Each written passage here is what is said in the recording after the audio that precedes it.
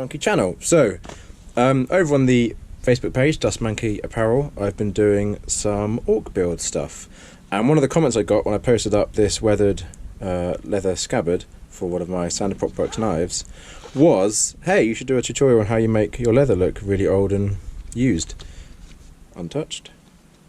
Weathered. So I thought, hey, that's probably a good idea. Why the hell not? So, I've got a leather scabbard here, again, for a Standard Prop Works knife. This leather work was done by a very good friend of mine called Troll Kong. That's Troll Konge. They're also on Facebook, so by all means go over and have a look. You probably noticed already that there's loads of like scratches and stuff on that. So I've already done some scratches on the scabbard. I then re-dyed it so it looks, you know, pretty new and clean. And now we're going to do some of the weathering to it that I like to do to make it fit with the rest of the orc kit. The first one, the old trusty sanding block. So what we want to do with that is anything that's raised. So this one you can see here, it's got that nice shape there. So all this ridge here, that is what's going to be rubbing and wearing naturally through use. So you want to attack that with the sanding block. Equally the edging, you want to try and get all that edging, because again it's going to be rubbing, catching, all that good stuff. This is with leather already, like, you know, you already can see there's a difference there. So depending on what sort of look you wanted, you could probably just, you know, some of it could just do this, and that's it. That's not how I roll, of course, because it's for an orc, so it's got to look, you know, pretty battered.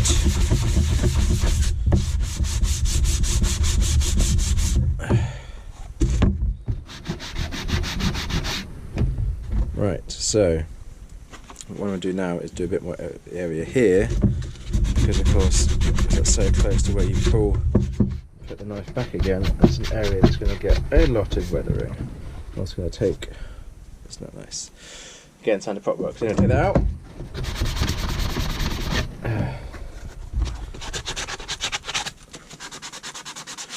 I won't bother doing the backside because that's never ever going to be seen on the costume when worn.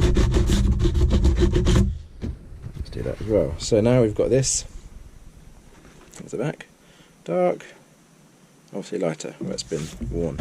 So the thing that I like to do next is using the patina dark brown oil. I like to get some of that, and then I like to get that into all the nooks and crannies. Because that is where dirt is gonna build up. Because it's an oil, you don't need to be massively sort of, you know, fine line artistic with this. Because what we're actually doing, other than the oil drying, it obviously won't dry anywhere near this dark, it will dry significantly lighter, as you saw with the other one. What we're actually doing is trying to get an area a little bit wet,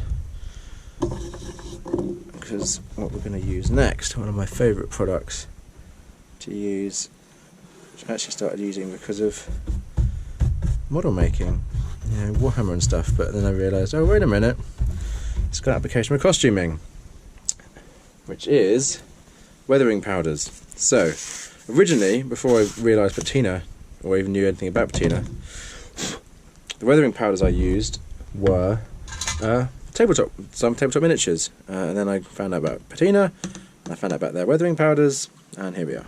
So you want to get that weathering powder. So this weathering powder I'm using here is a dark brown. I'm going to use more than one weathering powder on this. Why am I using a dark brown? It's because, again, just to simulate that dirt and grit that gets into the stitching and edging.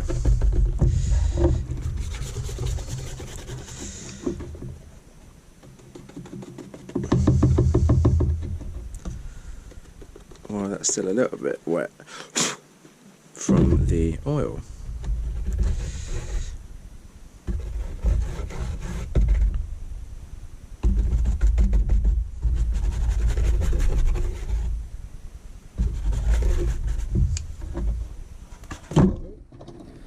Almost a disaster.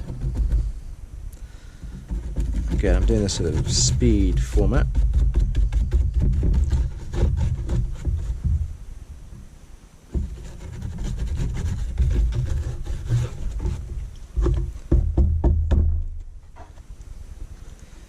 Right, you got that all dirty and grimy up in there. Right, next, what we're doing, you see we've got lots of these cuts we did. Now if we use the dark brown, they won't show up very well. I'll do an example of that. There's a cut there. Try and work some of the dark brown into it. Doesn't really see any difference. So what we have now, we have clay brown. Another weathering powder. The colour there. And with this, we're going to try and get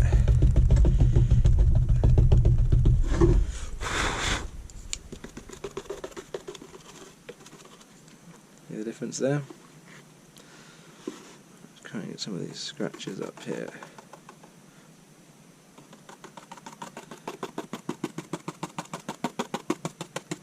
A lot of that, as you can see, is excess, but what you end up with is it highlights those scratches, which is what you want.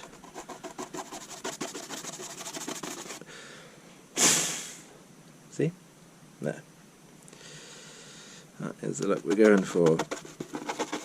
Different kind of dirt, it's got embedded in those scratches. Now with the clay, you can do what I'm doing, which is attack pretty much. I mean, you're focusing on certain areas, but the nature of dirt, you can actually get it in everywhere. Because it's a weathering powder rather than a paint, it won't stay anywhere other than crevices. It will wipe off unless you use a setting agent of some kind, such as a clear aerosol format.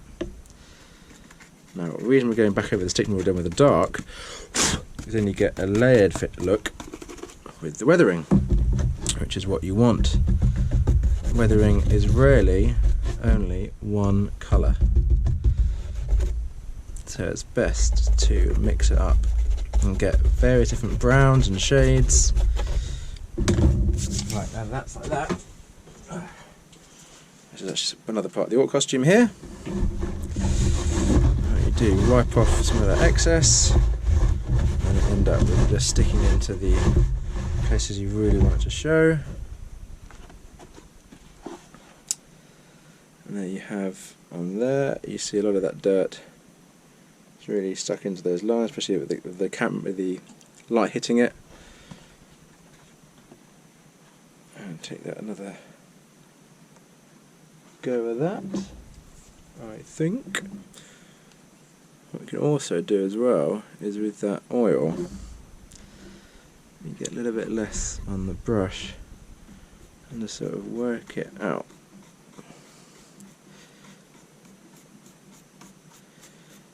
Try and break up the rather straightish line we had before.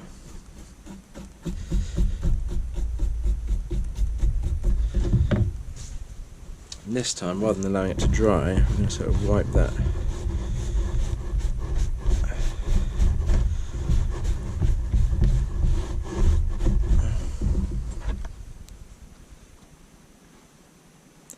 You can see there, that's darkened up the leather a lot around there. The reason I want that is it being an orc, that blade is going in and out of here, covered in, you'd imagine, orc blood, people blood, all sorts of blood, without being clean. So you want to darken, well I want to darken that particular bit down a lot, so it looks like the leather is stained with gunk and gore.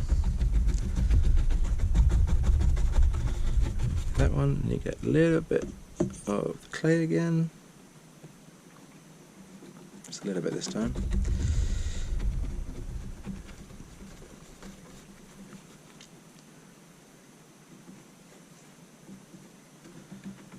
Again, really want to mainly pat this in rather than stroke.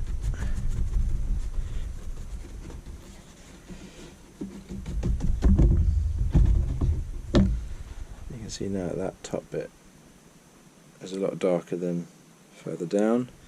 Again, the lighting here is not amazing, so it's struggling to really show you differences. I do that. There we go. Now we can see. You see the top now? That's a lot darker than down here, which is a lot lighter because it's been sanded down. It's a lot more worn. Not there just yet, though. So now I'm just going to go back over gently some of those raised areas.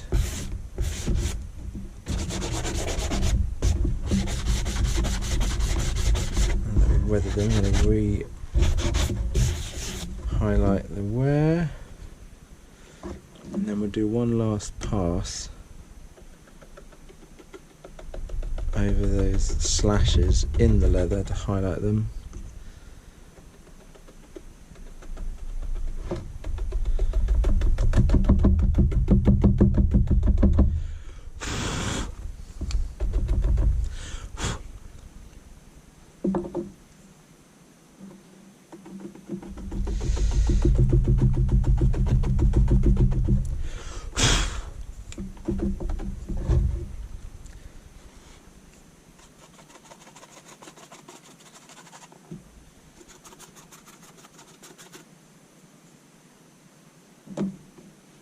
Here we are.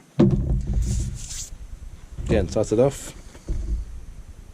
like that, shiny new leather, ended up like that, nice and dirty here, fading into some sort of inbuilt dust and dirt weathering along here. And at that point you can use a sort of sealing agent of your choice. That's it, we're done. Nice and short, probably 10 minutes or so to get it from brand new to old. There they are.